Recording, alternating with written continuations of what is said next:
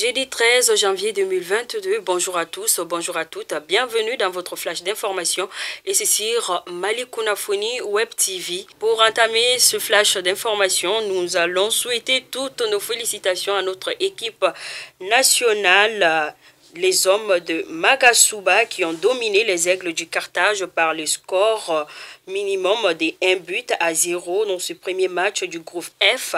La fin du match a malheureusement été entachée par la polémique créée par l'arbitre zambien qui a officié la rencontre.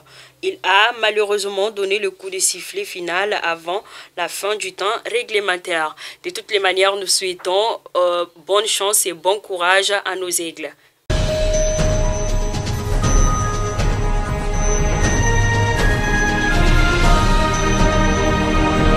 Face aux sanctions prises par la CEDEAO il y a un mois contre le Mali, le président Assimi Goïta a fait une très bonne déclaration.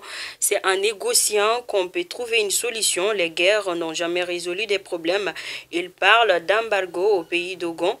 Nous sommes sous embargo depuis 2016. Des villages incendiés, des ponts dynamités, des morts d'hommes. La CEDEAO était là.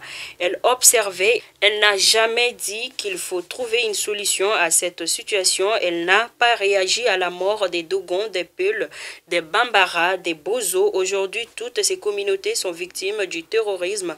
Notre combat, c'est de lutter contre les terroristes.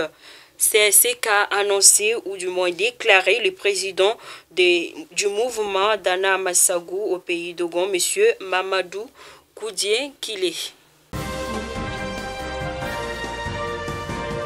Nous partons à Kaï où Mme Fatoumata Bathily Niaré, présidente du mouvement Ambiko, a fait un don de 16 millions de francs CFA à l'hôpital Al-Fousséni Daoud de Kaï hier mercredi 12 janvier 2022 dans la salle de réunion du gouvernorat de Kaï. L'objectif est de mettre en place un scanner en vue de permettre à la population kaïsienne de bénéficier des soins sans voyager.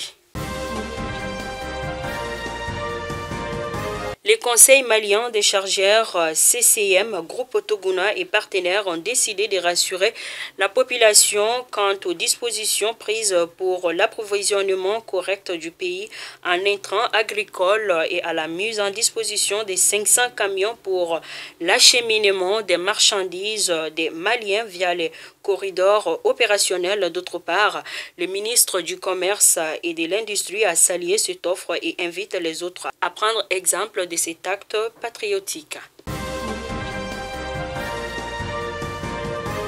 Responsabilité sociale des entreprises Ecobank au chevet des enfants de l'Amaldem. En effet, il s'agit d'une manière pour elle de se rapprocher davantage des populations. Elle n'est pas venue à l'Amaldem les mains vides. C'était à l'occasion d'une cérémonie sobre compte tenu de la situation sanitaire. La banque a offert des denrées alimentaires. Il s'agit du riz, sucre, lait, tomates, etc. à la cantine de l'école, des cartons de médicaments nécessaires pour la bonne santé des enfants, des cadeaux pour des personnes ciblées qui chaque jour sont à l'œuvre pour l'éducation des enfants, pagnes, basins et une moto pour handicapés ainsi que le carburant d'une année. Le tout pour une valeur totale estimée à 9 057 329 francs CFA. Cette journée a été célébrée sous le thème santé mentale. Il est temps d'en parler et d'agir. Mobilisation contre la CEDEAO, pas sans les femmes. En effet, les femmes du Mali ne comptent pas rester en marge de cette mobilisation patriotique. Pour mieux préparer ces rendez-vous historiques, le ministère en charge de la promotion de la femme, de l'enfant et de la famille a organisé hier une réunion préparatoire.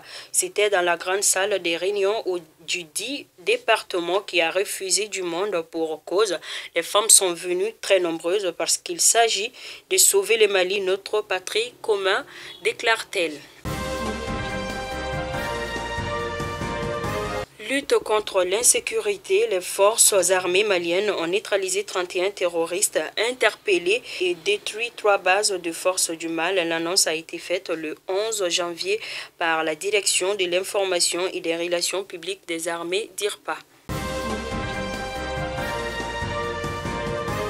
présent, les actualités hors de nos frontières. Au Burkina, la journée d'hier, mercredi 12 janvier, a été consacrée à l'audition des experts et à la projection d'une reconstitution. 3 experts se sont présentés devant le tribunal pour livrer les résultats de leurs examens sur les restes du président et ses 12 compagnons assassinés en 1987 restent exhumés au cimetière des Damiens à Main 2015. Les ADN prélevés n'étaient pas exploitables vu l'état de dégradation des corps, mais des anneaux, des cartes d'identité et cartes militaires retrouvées sur les restes ont facilité l'identification des victimes selon les experts.